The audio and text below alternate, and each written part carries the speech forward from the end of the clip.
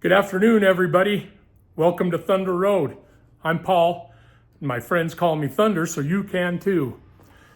I know it's been a while since I have posted a video, and I just wanted to check in today. I've actually got a few projects going on, but just to kind of touch on why I haven't posted. And I mentioned this a little bit in some of my more recent videos that I posted, but I've had some health problems that I had been working through, which between them, my other job, my full-time job, and just not really spending a lot of time doing projects just because of my health issues, I haven't posted a lot of videos.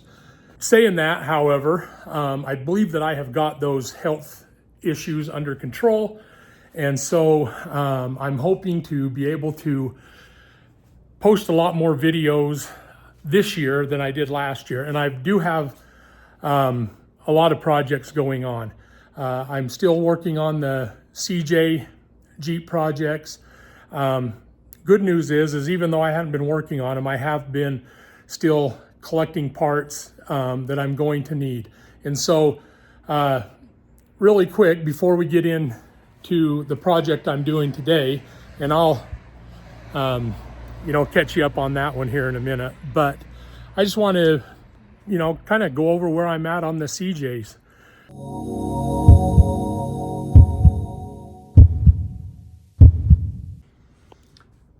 I don't know if I have showed you these engines yet, but these are Kubota V2203 motors that I have got, and I've kind of gone through them, make sure that they're good to go. But I am going to do Kubota swaps on both of the Jeeps that I have, on the 59 CJ5 as well as the 65 CJ5. And so right here I have got the adapter kits to mate these engines to the T90 transmission. They are just sitting here waiting to go on, but I have some other work that I need to do before I'm ready to install those into the frame. And I am just going to do one Jeep at a time instead of doing both of them at the same time. Okay. Anyway, in here is where I've kind of got some stuff stored for the winter. And this is the frame for the 65 CJ5. It's kind of crammed in here because I just got stuff out of the weather. But things that I still need to do to this frame. Over there is a Ford manual steering box, so I'm going to do a steering swap on it. Instead of using the Ross steering box, I'm going to switch to that Ford style steering box because it's more sturdy, but it's also not quite as much play in it.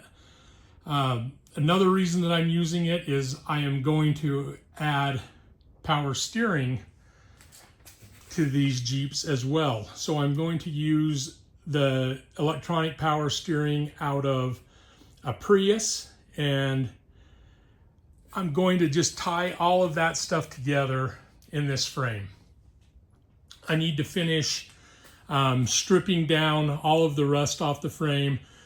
My son rebuilt the rear axle last year. I did the front axle a couple of years ago, actually. And anyway, and then I just need to get the rust off the frame, the flake, scaly rust, and treat this frame. So I'm doing that, doing the steering swap. I'm going to do a disc brake swap on this. I'm going, get rid of the drum brakes and put disc brakes on all four wheels using the Brennan's kit. That's what some of this stuff is here, is the parts for the Brennan's disc brake conversion. And I'm trying to think what else I need to do on this frame. Anyway, that's a lot of work there just to get it ready to do the Kubota swap. That Kubota swap, I need to take out these old motor mounts. I have also sourced a couple of old worn Bellevue style winches. I actually found one. Let me show you this. It's kind of cool. So one of these winches that I found, I don't know if you can see that, but that is an old Bellevue winch. So this is, it says it has a Warn tag.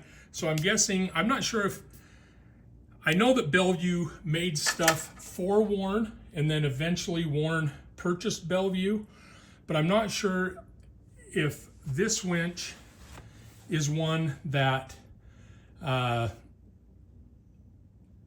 Warn built once they owned it, or if Bellevue was still making these, and since they were making them for Warn, that they just put the Warn logo on there. If somebody knows, give me a heads up. Let me know what that is.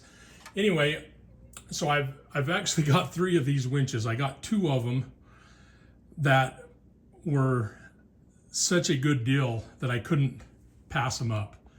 And I need to go through those. I have already gone through this one, cleaned it out, changed bearings and seals on it, and I am going to get, I mean, these motors work, but I'm thinking about, I don't know if I'm going to do it yet, I'm thinking about having them redone and converted to where they're 2-direction. Right now they only run 1 direction, which for what I'm doing, it might be fine. I just need to decide. It's kind of expensive to do that stuff.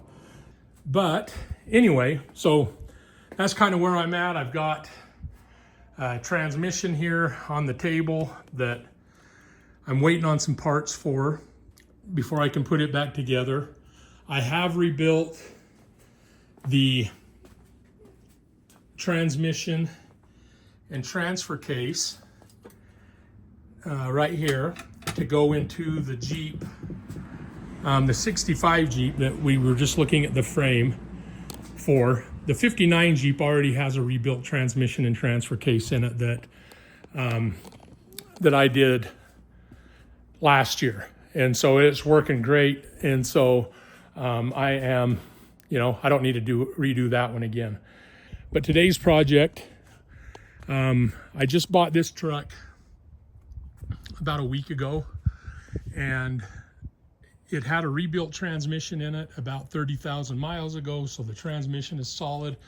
I have all the paperwork for it, and it is really good. But this truck still, does have a few little issues that I need to address.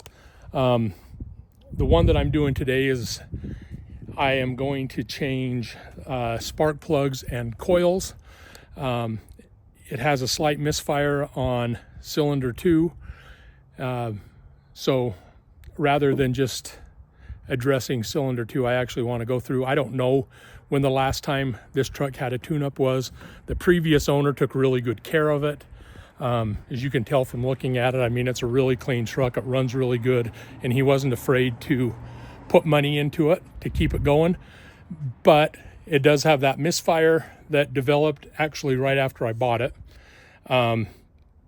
And so I'm going to address that with the spark plugs, but everything else is really solid on this truck.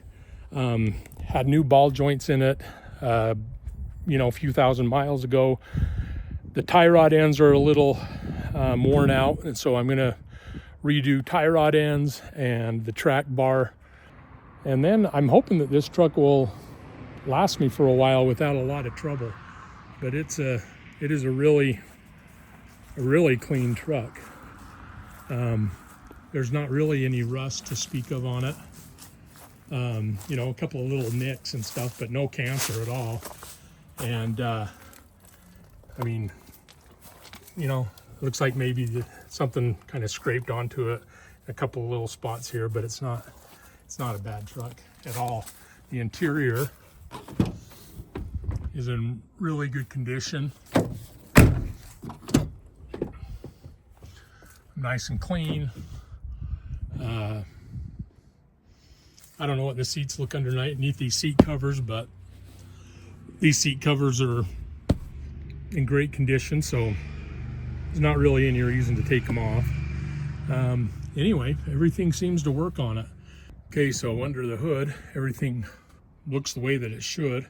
This was owned by an older person, you know, somebody a little bit older than I am, and so it doesn't have all of the youthful modifications on it.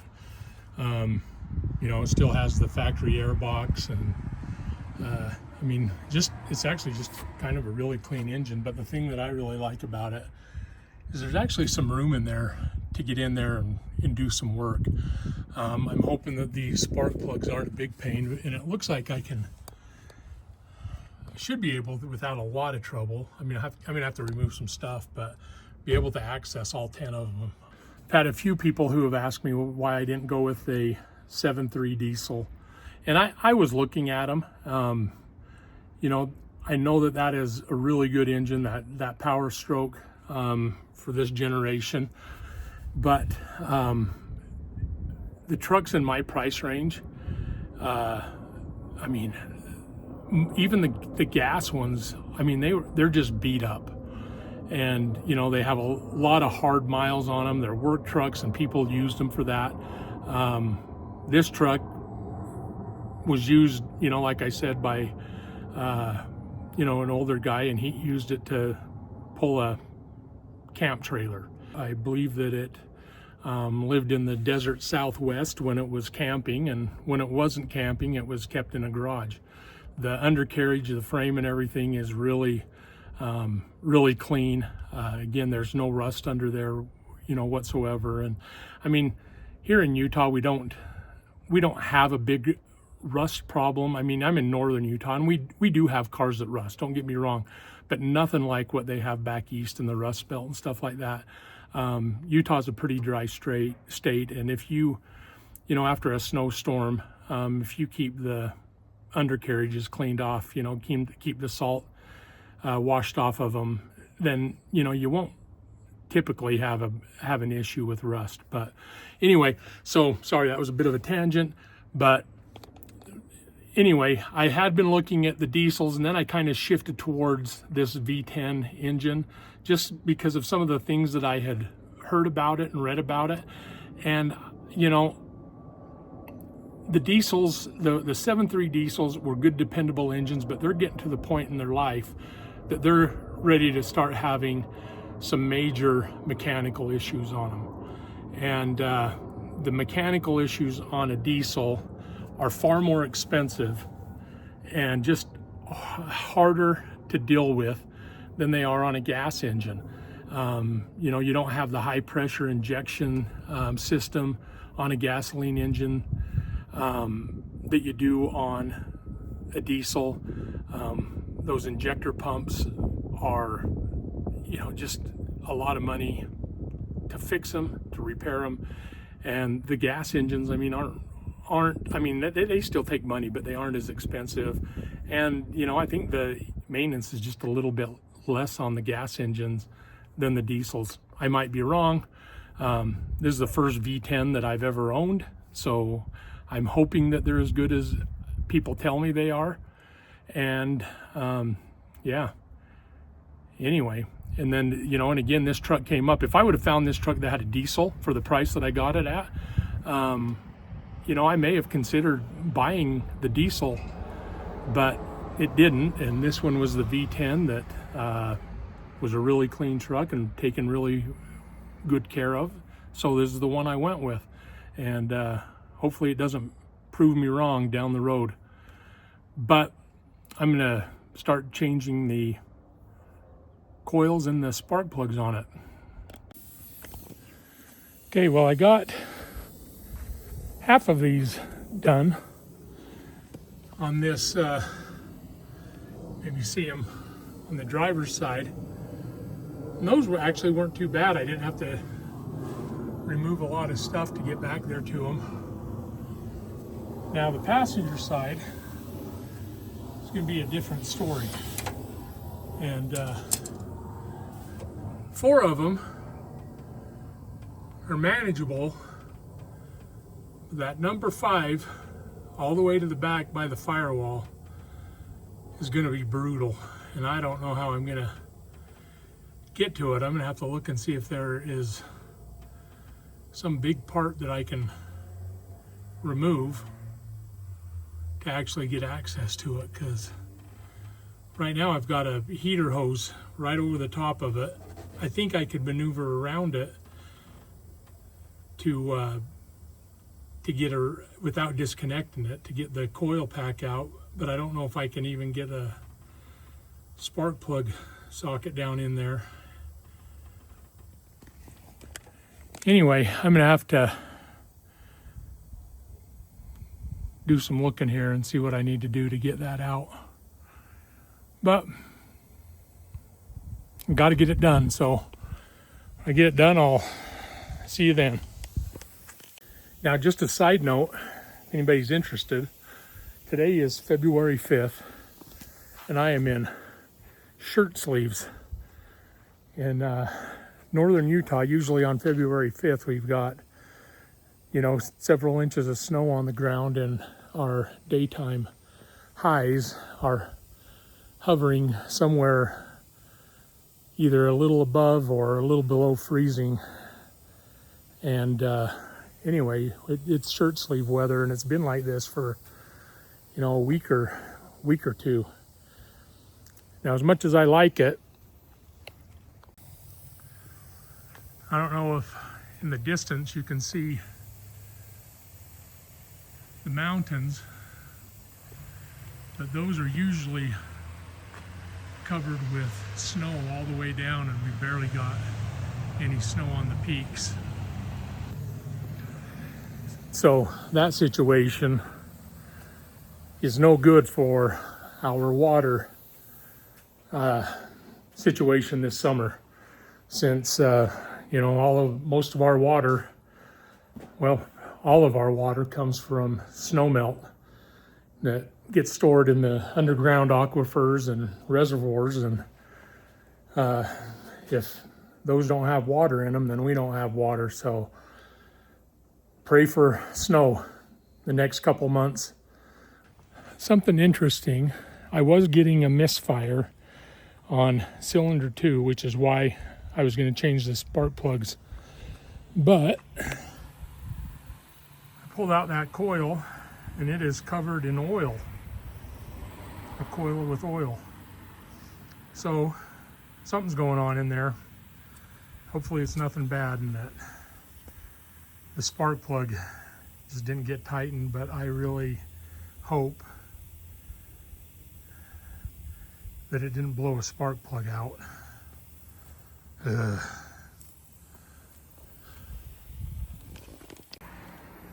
Okay, I lied. It's not oil. So I don't think the spark plug is stripped, but see that, I don't know if you can tell, that lovely fluorescent green color. When I blew out that spark plug hole, I have coolant everywhere.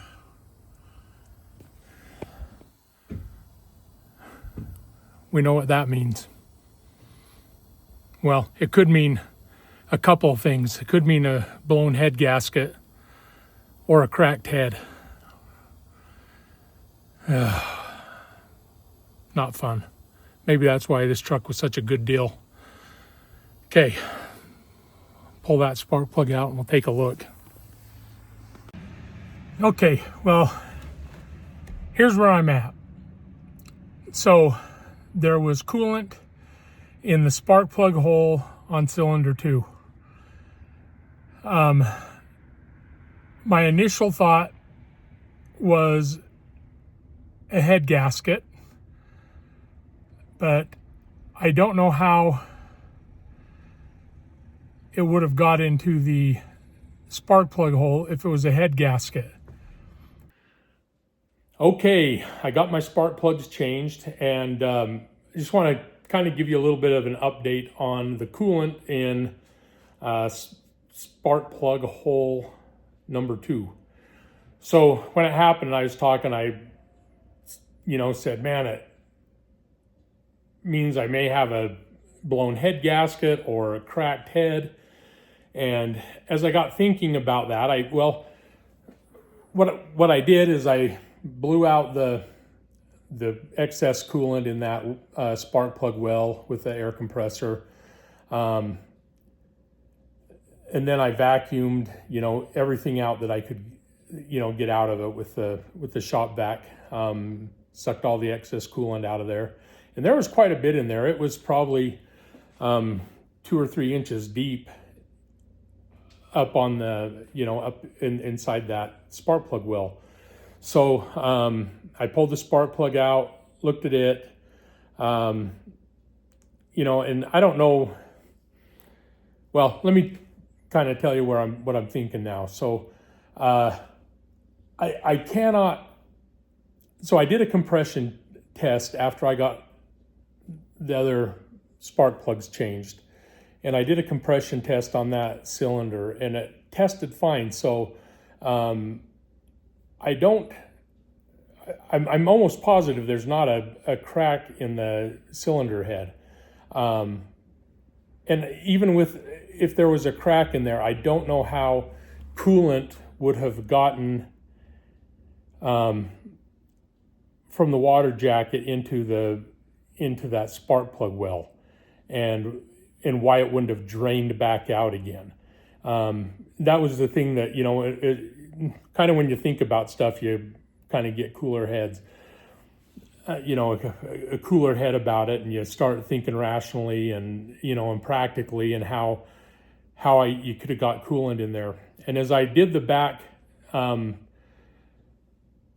spark plugs, the ones, that spark plug number 4 and 5 on that passenger side back towards the firewall, I noticed that the heater hoses, they looked pretty new. And I don't have any proof of this, but I'm wondering if one of those coolant lines had broken, or had gotten a leak or something and had sprayed coolant down on the top of that engine, and maybe just kind of drained down into that spark plug well, because those sit directly on top of the engine. They aren't angled at all. They're completely vertical.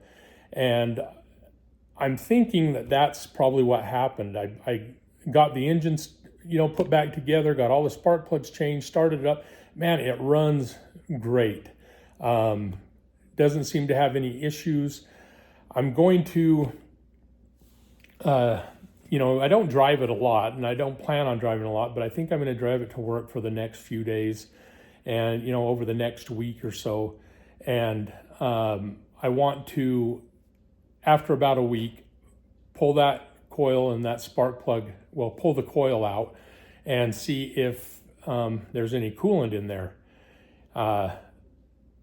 If there is, then it's kind of back to the thinking stoop and trying to figure out, where the coolant's coming from. But I don't think it's coming from the cylinder at all. That just doesn't make sense to me. I haven't actually ever looked at one of those V10 cylinder heads, but I have seen a lot of cylinder heads in my day, and I just don't know how coolant would get into that spark plug well.